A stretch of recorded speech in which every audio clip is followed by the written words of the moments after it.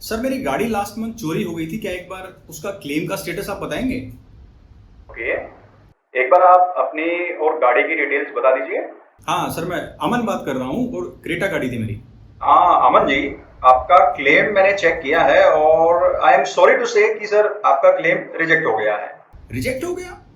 क्या रीजन है रिजेक्शन का सर? क्योंकि सर आपकी गाड़ी की जो 2 ओरिजिनल चाबियां हमने मांगी थी, आपने सिर्फ एक चाबी सबमिट करवाई है।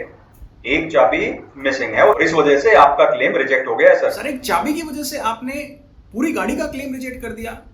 क्रेटा गाड़ी है सर, 10 लाख रुपए की वैल्यू है इसकी, और एक चाबी की वजह से आप कह रहे हैं मुझे मेरा क्लेम नहीं मिलेगा। देखिए अमन सर, दोनों ओरिजिनल चाबियां सबमिट होनी चाहिए वरना क्लेम रिजेक्ट हो जाता है।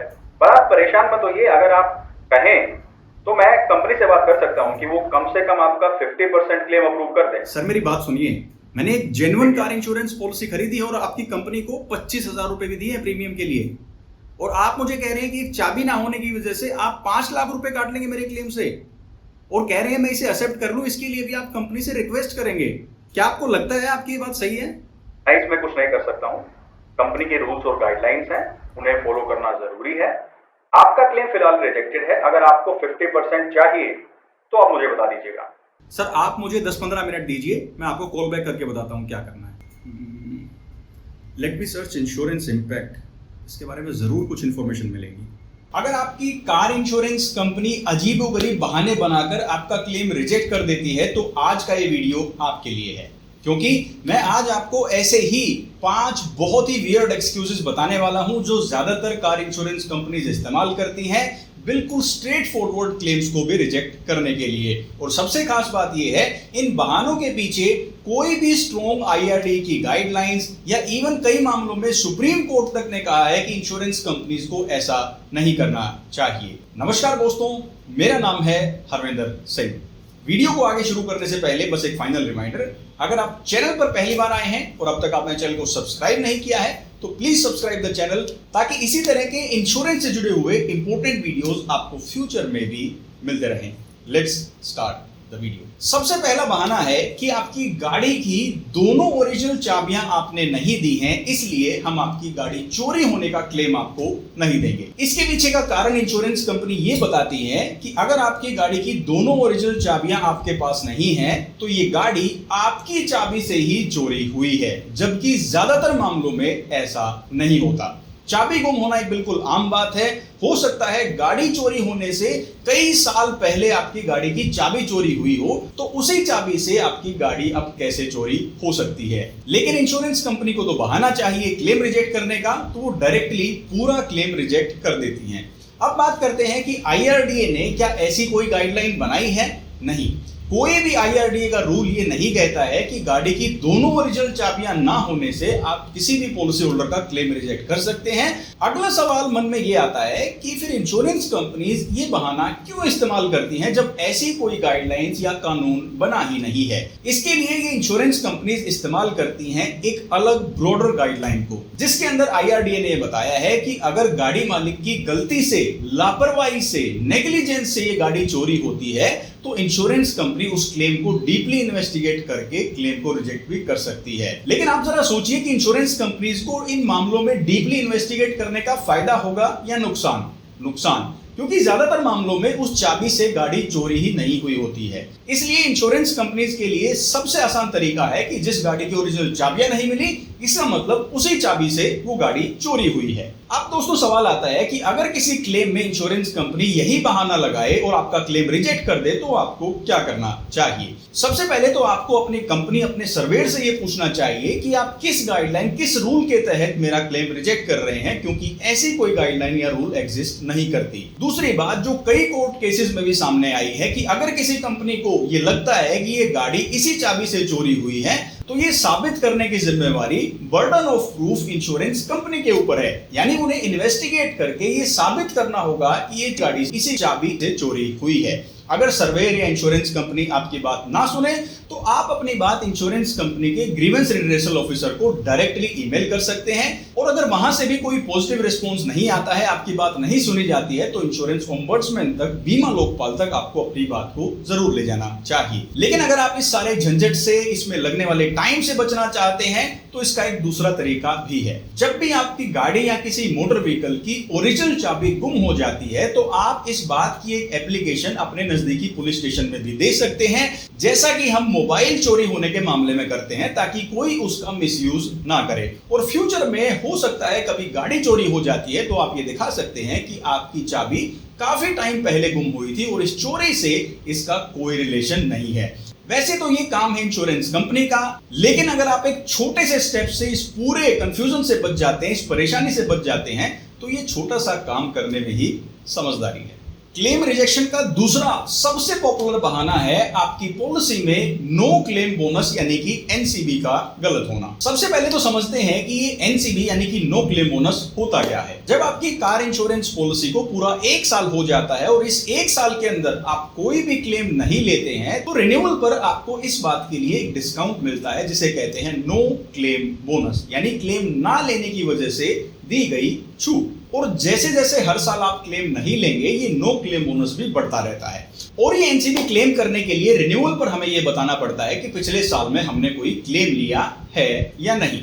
लेकिन कई मामलों में रिन्यूअल पर यहां गलती हो जाती है। हो सकता है मेरी फैमिली में किसी और मेंबर ने क्लेम फाइल किया हो, मैंने इंश्योरेंस पॉलिसी रिन्यू करवाई, मुझे इस बारे में जानकारी नहीं थी, तो मैंने बिना क्लेम का जिक्र किए पॉलिसी को रिन्यू करवा लिया और नो क्लेम बोनस ले लिया, जबकि मुझे ये नो क्लेम बोनस नहीं मिलना चाहिए था। या कई बार छोटा मोटा क्लेम हम लेकर भूल भी जाते हैं और इंश्योरेंस पॉलिसी खरीद लेते हैं विद नो क्लेम बोनस।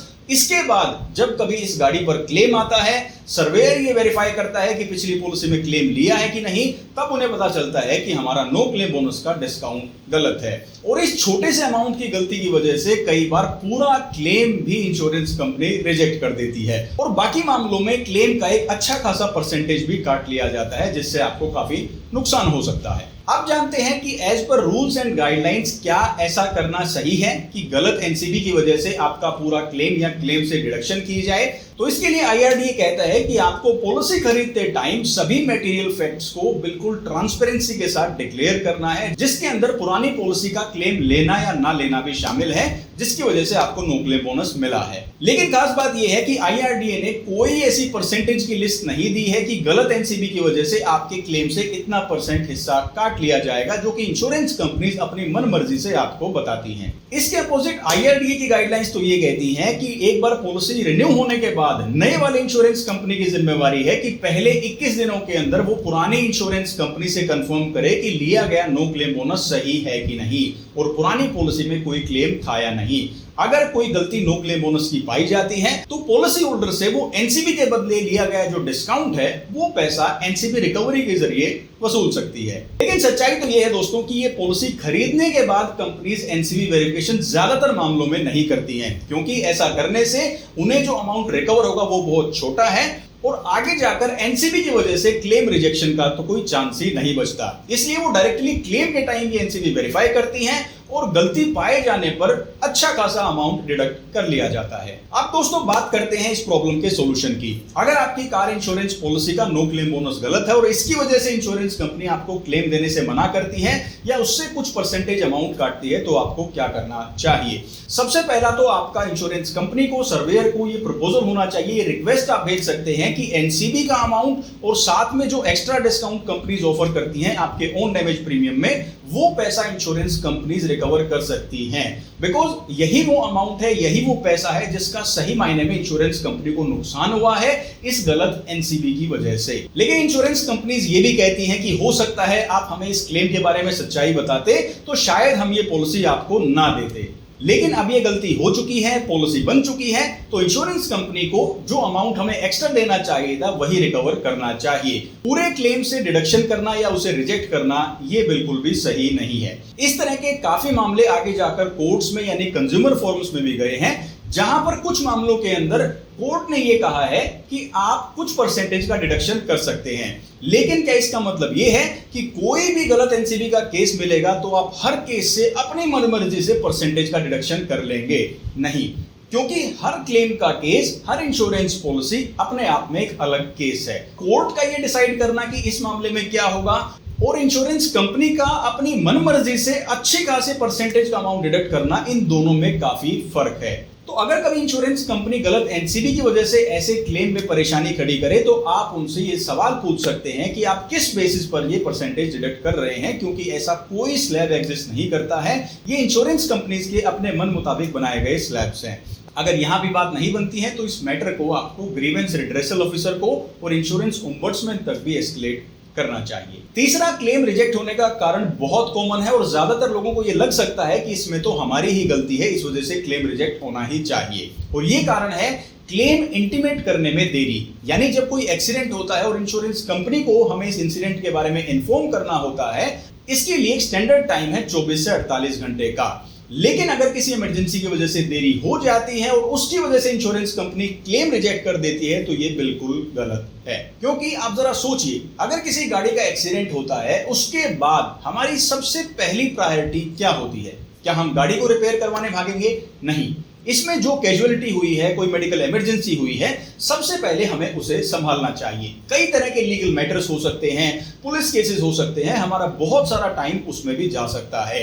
गाड़ी हमारा एक एसेट जरूर है, लेकिन किसी बड़ी इमरजेंसी के दौरान हमें बाकी चीजों को पहले टैकल करना पड़ता है। गाड़ी बाद में भी ठीक हो सकती है, लेकिन इंश्योरेंस कंपनीज इसे इस्तेमाल करती हैं क्लेम रिजेक्शन के एक बहाने के तौर पर। और इसके अपोजिट आईआरडीए का यह कहना है कि इंश्योरेंस कंपनीज सिर्फ किसी क्लेम इंटीमेशन में देरी होने की वजह से या डॉक्यूमेंट सबमिट करने में देरी होने की वजह से किसी जेन्युइन क्लेम को रिजेक्ट नहीं कर सकती, क्योंकि क्लेम इंटीमेशन में और डॉक्यूमेंट सबमिट होने में देरी की वजह से उस नुकसान से नहीं बचा जा सकता था। वो नुकसान ऑलरेडी हो चुका है, क्लेम जेन्युइन है, तो इंश्योरेंस कंपनीज को क्लेम देना चाहिए। हाँ, इंश्योरेंस कंपनीज ये जरूर पूछ सकती हैं कि इस क्लेम इंटीमेशन में या डॉक्यूमेंट सबमिट करने में देरी क्यों हुई। उसके पीछे का जो वैलिड रीजन है, जेन्युइन रीजन है, वो आपको जरूर बताना होगा। लेकिन अगर आप इस सारे कंफ्यूजन से, इस आर्ग्यूमेंट से, इसमें लगने वाले टाइम से बचना चाहते हैं तो इसका एक स्मार्ट तरीका भी है। जब भी कोई गाड़ी एक्सीडेंट होती है तो उस क्लेम के बारे में इंटीमेट करना एक कोई बहुत लंबा चौड़ा प्रोसेस नहीं है। इंश्योरेंस कंपनी के टोल फ्री नंबर पर आप डायरेक्टली 2 मिनट के अंदर अपना क्लेम दर्ज करवा सकते हैं, जिसके अंदर 2-4 छोटी मोटी डिटेल्स आपसे मांगी जाती हैं। बस गाड़ी रिपेयर आप चाहे 3 महीने बाद करवाइए, चाहे 25 दिन के बाद करवाइए। जब आप गाड़ी को वर्कशॉप में लेकर जाएंगे, आपको दोबारा एक बार वर्कशॉप का नाम अपडेट करवाना होगा इंश्योरेंस कंपनी के टोल फ्री नंबर पे कॉल करके। क्लेम इंटीमेशन यानी इंश्योरेंस कंपनी को क्लेम के बारे में जानकारी देना एक बहुत आसान और छोटा सा स्टेप है। तो कोई भी कार एक्सीडेंट का इंसिडेंट होता है, एक बार कंपनी को कॉल करके बता दे, जानकारी दे दे, उसके बाद आपकी टेंशन ही खत्म हो जाएगी कि क्लेम इंटीमेशन में देरी तो नहीं हो गई है। गाड़ी आप बाद में रिपेयर करवा सकते हैं जब आप पूरी इमरजेंसी को, सिचुएशन को अच्छे से टैकल कर लेते हैं। फोर्थ रीजन भी सुनकर आपको ऐसा ही लगेगा कि हमारा ये क्लेम का पैसा तो डिडक्ट होना ही चाहिए, कटना ही चाहिए, इंश्योरेंस कंपनी इसमें बिल्कुल सही कर रही है। और ये रीजन है गाड़ी के चोरी होने से या टोटल लॉस क्लेम से रिलेटेड। यानी इसमें आपकी गाड़ी अब चलाने लायक नहीं रहती है, चाहे गाड़ी का बहुत बड़ा एक्सीडेंट हो जाता है, गाड़ी चोरी हो जाती है, इसमें आग लग जाती है, तो उस टाइम आपको आपकी पॉलिसी में दी गई आईडीवी का क्लेम मिलता है। आईडीवी का मतलब है इंश्योर्ड डिक्लेयर्ड वैल्यू, यानी इस इंश्योरेंस पॉलिसी में आपकी गाड़ी की ये वैल्यू लगाई गई है और मैक्सिमम इंश्योरेंस कंपनी की इतनी ही देनदारी आएगी। मान लीजिए आपकी पॉलिसी को रिन्यू हुए अभी 6 महीने हो चुके हैं और ये गाड़ी चोरी हो जाती है या टोटल लॉस हो जाता है, तो इंश्योरेंस कंपनी क्या कहती है, भाई 1 साल के अंदर 10% गाड़ी की कीमत डेप्रिशिएट हो जाती है, कम हो जाती है, तो 6 महीने की पॉलिसी आप इस्तेमाल कर चुके हैं, इसका मतलब 5% आपकी गाड़ी की वैल्यू भी कम होनी चाहिए क्लेम देते टाइम, क्योंकि इंश्योरेंस कंपनी को अब क्लेम देना है आपकी पॉलिसी में बताई गई आईडीवी का। मान लीजिए पॉलिसी में आईडीवी दी गई थी 10 लाख रुपए, उसका 10% बनता है 1 लाख रुपए, तो कंपनी कहती है 6 महीने के हिसाब से 50,000 रुपए कम करके हम आपको 9.5 लाख रुपए का क्लेम दे देंगे। अब आपको भी यही लगेगा कि बात तो सही है, 6 महीने की पॉलिसी निकल चुकी है तो 5% का डिडक्शन तो कंपनी का बनता ही है, लेकिन ये डिडक्शन बिल्कुल अनफेयर है, बिल्कुल गलत है। इंडियन मोटर टैरिफ की जीआर यानी जनरल रेगुलेशन नंबर 8 ये कहती है कि जब आपकी पॉलिसी इशू होती है उस दिन से लेकर जिस दिन आपकी पॉलिसी खत्म होगी, आईडीवी कंसिस्टेंटली सेम रहेगी, चाहे ये आपकी पॉलिसी का आखिरी दिन, आखिरी घंटा, आखिरी मिनट ही क्यों ना हो। आपकी गाड़ी के चोरी होने पर, आग लगने पर, टोटल लॉस होने पर इंश्योरेंस कंपनी को पूरी आईडीवी का क्लेम ही देना होगा। लेकिन ये कैलकुलेशन समझाने में, बताने में इतनी सिंपल और जस्टिफाइड लगती है कि हमें तुरंत इस पर विश्वास हो जाता है और हम ये डिडक्शन के साथ भी क्लेम एक्सेप्ट कर लेते हैं। ऐसा अगर कोई क्लेम आता है तो इंश्योरेंस कंपनी सिर्फ जो कंपल्सरी डिडक्टेबल है, जिसे आम भाषा में हम फाइल चार्ज भी कहते हैं, सिर्फ उसका पैसा हमारे क्लेम से डिडक्ट कर सकती है। और इस तरह के बहुत सारे मामले कोर्ट्स में भी जाते हैं जहां पर डायरेक्टली इंश्योरेंस कंपनीज को यह कहा गया है कि आप इस तरह की हरकतें ना करें, इस तरह की डिडक्शंस ना करें, क्योंकि ये किसी भी तरीके से जायज नहीं है। अब बात करते हैं, अगर कोई इंश्योरेंस कंपनी आपको जबरदस्ती ये कहे कि हम तो ये डिडक्शन करेंगे ही, तो आपको बस इंडियन मोटर टैरिफ का GR8 नंबर जो पॉइंट है वो इंश्योरेंस कंपनी को या सर्वेयर को दिखाना है, जिसमें ये बात क्लियरली डायरेक्टली लिखी गई है। उसके बाद इंश्योरेंस कंपनी के पास कोई बहाना नहीं बचता है ये डिडक्शन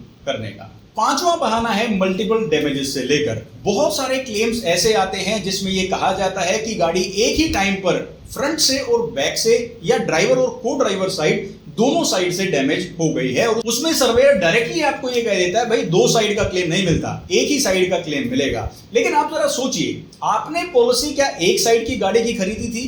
क्या आपसे पैसा गाड़ी की एक साइड की कवरेज का लिया गया था? नहीं, आपकी इंश्योरेंस पॉलिसी में चारों तरफ की पूरी गाड़ी किसी भी डैमेज के लिए कवर्ड है। तो फिर सवाल यह आता है कि सर्वेयर क्लेम के टाइम ऐसा क्यों बोलते हैं? इसके पीछे का उनका रीजन ये होता है कि किसी भी गाड़ी के एक ही एक्सीडेंट में दो अपोजिट साइड्स में डैमेज होना बहुत रेयर है। ज्यादातर एक्सीडेंट में एडजेसेंट साइड्स डैमेज होती हैं, यानी गाड़ी का फ्रंट और राइट या लेफ्ट साइड, बैक और राइट या लेफ्ट साइड, यानी अपोजिट साइड के डैमेज होने के चांसेस ना के बराबर हैं। लेकिन क्या ऐसा नहीं हो सकता कि एक ही बार में दोनों साइड से डैमेज हो जाए? बिल्कुल हो सकता है। और यहीं पर कार इंश्योरेंस कंपनीज और सर्वेयर्स गलत साबित होते हैं। वो क्या करते हैं कि एक एजम्पशन को, एक प्रोबेबिलिटी को हर क्लेम केस पर लागू कर दिया, बिना ये इन्वेस्टिगेट किए कि ये डैमेजेस एक ही टाइम पर हुए हैं या अलग टाइम पर। अब बात करते हैं कि IRDA का इनके बारे में क्या कहना है, क्या गाइडलाइंस हैं, क्या रूल्स बनाए गए हैं। तो IRDA की डायरेक्टली ऐसी कोई भी गाइडलाइन या ऐसा कोई भी रूल नहीं है जो ये कहता हो कि आपको अपोजिट साइड का क्लेम नहीं मिलेगा, क्योंकि जैसा मैंने आपको बताया कि पूरी गाड़ी की इंश्योरेंस पॉलिसी है तो आपको पूरी गाड़ी का ही क्लेम मिलेगा। दूसरी बात, अगर ये नुकसान अलग अलग टाइम पर हुए हैं, क्योंकि बहुत बार ऐसा हो भी सकता है कि हम दो डैमेजेस हुए, एक पहले हुआ था, दूसरी साइड बाद में हो जाता है, तो हम एक ही क्लेम में इसे क्लेम करने के लिए ले जाते हैं, जो कि गलत है। तो अगर ये दोनों नुकसान एक साथ नहीं हुए हैं और एक डैमेज पुराना है, तो ये साबित करना, यानी burden to prove insurance company के ऊपर है। उन्हें ये साबित करना होगा कि ये दूसरा नुकसान, दूसरा डैमेज किस तरीके से पुराना है, उन्हें ऐसा क्यों लगता है। और तीसरी बात, सर्वेयर कभी भी किसी क्लेम के ऊपर कोई फैसला लेता है, इंक्लूडिंग दिस क्लेम, वो कभी भी फाइनल नहीं होता है। सर्वेयर एक एग्जीक्यूटिव है जिसको ये जिम्मेवारी मिली है कि इस क्लेम से रिलेटेड जो भी फैक्ट्स हैं, गाड़ी की कंडीशन है, लॉस असेसमेंट है, वो सारा डेटा इकट्ठा करके इंश्योरेंस कंपनी तक पहुंचाए और साथ साथ वर्कशॉप और पॉलिसी होल्डर के साथ भी कोऑर्डिनेट करे। तो कोई भी फैसला जो सर्वेयर ले लेता है वो फुल एंड फाइनल नहीं है, उसमें भी गलतियां हो सकती हैं। तो अगर आपको किसी भी क्लेम में ऐसा पता चलता है और इस तरह की गलतियां नजर आती हैं, तो आप उन्हें भी पॉइंट कर सकते हैं। अब ये जो पांचवा एक्सक्यूज है ना, इससे बचने का आसान तरीका ही मैं आपको बताता हूं। भाई कौन बहस करे सर्वेयर के साथ, इंश्योरेंस कंपनी के साथ, वैसे ही वो ढंग से बात नहीं करते, क्लेम का पैसा वैसे ही नहीं दे रहे हैं, तो हमारे इन कानूनी बातों को सुनेगा कौन? इससे कैसे बचा जाए? तो इसका सबसे आसान तरीका ये है कि अगर किसी एक्सीडेंट में दो साइड से डैमेज हो जाता है तो डेट और टाइम के साथ उनके फोटो क्लिक कर लो, एक वीडियो बना लो, ताकि प्रूफ के तौर पर आप ये दे सको। क्योंकि अब आप जान गए हैं कि दोनों अपोजिट साइड्स का क्लेम रिजेक्ट करने का कारण क्या है, तब उन्हें प्रूफ मिल जाएगा कि हाँ ये डैमेज जेन्युइनली एक ही एक्सीडेंट में हुआ है और उन्हें क्लेम मिल जाएगा। दूसरी बात मैं आपको बताना चाहूंगा कि अगर आपकी गाड़ी की एक साइड डैमेज हो जाती है, एक जगह डैमेज हो जाता है, don't wait for the other damages to claim that damage. यानी अलग अलग टाइम पर हुए डैमेजेस को इकट्ठा ना करें कि मैं एक ही टाइम पर सारे स्क्रैच और सारे डेंट्स को एक ही क्लेम के अंदर ठीक करवा लूंगा, क्योंकि IRDA की ये गाइडलाइन जरूर है कि जो लेटेस्ट क्लेम है उसके लिए आपको पैसा मिलेगा। तो फिर इसका सॉल्यूशन क्या है? भाई जो नुकसान होता है और आपको ये लगता है कि आपको ये इंश्योरेंस में क्लेम करना चाहिए, तो उसको तुरंत आप ठीक करवाएं, इंश्योरेंस पॉलिसी में क्लेम ले। अगला नुकसान होता है तो उसका क्लेम अलग से फाइल करें, इंश्योरेंस कंपनी आपका कोई क्लेम मना नहीं कर सकती। लेकिन अगर एक ही एक्सीडेंट के अंदर दोनों साइड्स डैमेज हो जाती हैं एक साथ, तो मेरे बताए गए तरीके से टाइम पर फोटोज क्लिक करके इस तरह के क्लेम रिजेक्शन से या परेशानी से बचा जा सकता है। अगर आपको इन पांचों रीजंस में से किसी भी कारण से क्लेम रिजेक्शन फेस करना पड़ता है, आपके कार इंश्योरेंस क्लेम में परेशानी आती है या इसके अलावा भी कोई परेशानी आप फेस करते हैं, तो आपको क्या करना चाहिए वो भी मैं आपको बताऊंगा। लेकिन पहले एक बार इन 5 अजीबोगरीब रीजंस की लिस्ट को रिकैप आपके लिए करना चाहूंगा। सबसे पहला रीजन था कि दोनों ओरिजिनल चाबियां नहीं है तो गाड़ी चोरी का क्लेम नहीं मिलेगा। ये बिल्कुल गलत है। आपको बस ये प्रूव करना है कि ये गाड़ी मेरी ही चाबी से चोरी नहीं हुई है। दूसरा बहाना था गलत एनसीबी। इसके लिए इंश्योरेंस कंपनी एनसीबी और एक्स्ट्रा डिस्काउंट का पैसा रिकवर कर सकती है, लेकिन पूरा का पूरा क्लेम या क्लेम का एक अच्छा खासा हिस्सा डायरेक्टली डिडक्ट नहीं किया जा सकता। आपको इसे कंटेस्ट करना चाहिए। तीसरा है क्लेम बताने में देरी, डॉक्यूमेंट सबमिट करने में अगर कोई देरी हो जाती है तो आपको उस देरी को जस्टिफाई करना होगा, उसके पीछे का कारण बताना होगा, लेकिन डायरेक्टली इन कारणों की वजह से इंश्योरेंस कंपनी आपका कार इंश्योरेंस क्लेम रिजेक्ट नहीं कर सकती। फोर्थ रीजन था कि गाड़ी चोरी होने के बाद जितने महीने आपकी पॉलिसी इस्तेमाल हो गई है उसके बेसिस पर गाड़ी की वैल्यू से क्लेम डिडक्ट करना। यह बिल्कुल गलत है, क्योंकि पूरे साल जो भी आईडीवी वैल्यू बताई गई है पॉलिसी के अंदर वो एज इट इज सेम रहेगी। और पांचवा बहाना था दोनों अपोजिट साइड्स के डैमेजेस को एक साथ अप्रूव ना करना। उसके लिए आपको रियल टाइम फोटोज क्लिक करने चाहिए ताकि इंश्योरेंस कंपनी और सर्वेयर एक जेन्युइन और फ्रेश क्लेम को पुराना डैमेज ना बताएं। अगर इन 5 और बाकी किसी रीजन से आपके कार इंश्योरेंस क्लेम में आपको परेशानी आ रही है, आपके वैलिड पॉइंट्स को भी इंश्योरेंस कंपनी और सर्वेयर नहीं सुन रहे हैं, जैसा कि ज्यादातर मामलों में होता है, तो आप अपनी बात को कहां पर रखेंगे इसका भी सीक्वेंस मैं आपको बताना चाहूंगा। सबसे पहले तो आपको एक रिटन रिप्रेजेंटेशन देनी है अपने वैलिड पॉइंट्स के साथ। आप डायरेक्टली सर्वेयर को भी एक लेटर दे सकते हैं, इंश्योरेंस कंपनी को भी कस्टमर केयर पर ईमेल कर सकते हैं कि मेरा क्लेम क्यों अप्रूव होना चाहिए, या फिर जो डिडक्शन इस क्लेम से की जा रही है वो किस तरीके से इनवैलिड है। अगर वहां से कोई पॉजिटिव रिस्पॉन्स नहीं आता है तो फिर आपको इंश्योरेंस कंपनी के ग्रीवेंस रिड्रेसल ऑफिसर यानी कि जीआरओ को ईमेल भेजनी चाहिए, जिसका पता या ईमेल आईडी आपको इंश्योरेंस कंपनी की वेबसाइट से ही मिलेगा। आपको बस अपनी इंश्योरेंस कंपनी का नाम और ग्रीवेंस रिड्रेसल ऑफिसर गूगल पर सर्च करना है, डिटेल्स आपके सामने आ जाएंगी। अगर ग्रीवेंस डिपार्टमेंट से भी 15 दिन के अंदर कोई रिस्पॉन्स नहीं आता है या फिर रिस्पॉन्स आपको सेटिस्फैक्टरी नहीं लगता है तो आप इंश्योरेंस ओम्बड्समैन यानी बीमा लोकपाल में भी अपनी शिकायत दर्ज करवा सकते हैं। यह शिकायत भी ऑनलाइन दर्ज की जा सकती है घर बैठे बैठे 5 मिनट के अंदर। इसका पूरा प्रोसेस क्या होता है उसका वीडियो मैंने ऑलरेडी बनाया है, जो आपके लिए मैं इसी वीडियो के डिस्क्रिप्शन में और पिन कमेंट्स में दे दूंगा। इंश्योरेंस ओम्बड्समैन की खास बात क्या है कि 50 लाख रुपए के क्लेम तक आप वहां पर शिकायतें दर्ज करवा सकते हैं, और जो फैसला इंश्योरेंस ओम्बड्समैन देता है, बीमा लोकपाल देगा, वो इंश्योरेंस कंपनी के ऊपर बाउंड होता है, उन्हें मानना पड़ेगा, वो इसे आगे अपील नहीं कर सकते। और अगर बीमा लोकपाल यानी इंश्योरेंस ओम्बड्समैन से भी आपको सपोर्ट नहीं मिलता है, आपके फेवर में फैसला नहीं आता है और आपको ये लगता है कि ये क्लेम आपको मिलना चाहिए, तो फिर आपको अपना क्लेम का मैटर कंज्यूमर फोरम में लेकर जाना होगा, यानी कि एक कोर्ट केस के थ्रू आपको ये मैटर रिजॉल्व करना होगा। उम्मीद करता हूं इस जानकारी से आपको काफी क्लैरिटी मिली होगी, आपको इसका फायदा भी मिलेगा। अगर आप भी मेरी इस बात से सहमत हैं तो अपना प्यार और सपोर्ट दिखाने के लिए वीडियो को लाइक और चैनल को सब्सक्राइब जरूर करें, बिकॉज इंश्योरेंस इंपैक्ट पर आपको इंश्योरेंस से जुड़े हुए ऐसे वीडियोस मिलेंगे जो सही मायने में पॉलिसी होल्डर्स के काम आते हैं। मैं हरविंदर सिंह मिलूंगा आपसे नेक्स्ट वीडियो में। Till then take care, stay fit and stay healthy. जय हिंद। हाँ सर, मैं अमन बात कर रहा हूँ। 1 रुपए का भी रिडक्शन सर मैं एक्सेप्ट नहीं करूंगा मेरी कार इंश्योरेंस पॉलिसी में। पूरा 10 लाख रुपए का क्लेम चाहिए सर। और जो ओरिजिनल चाबी आप कह रहे हैं कि मिसिंग है और उसी से मेरी गाड़ी चोरी हुई है, तो मेरे पास उसका प्रूफ मिल गया है। 2 साल पहले वो चाबी चोरी हुई थी और मैंने वर्कशॉप से एस्टिमेट मंगवाया था कि कितने रुपए की चाबी बनेगी।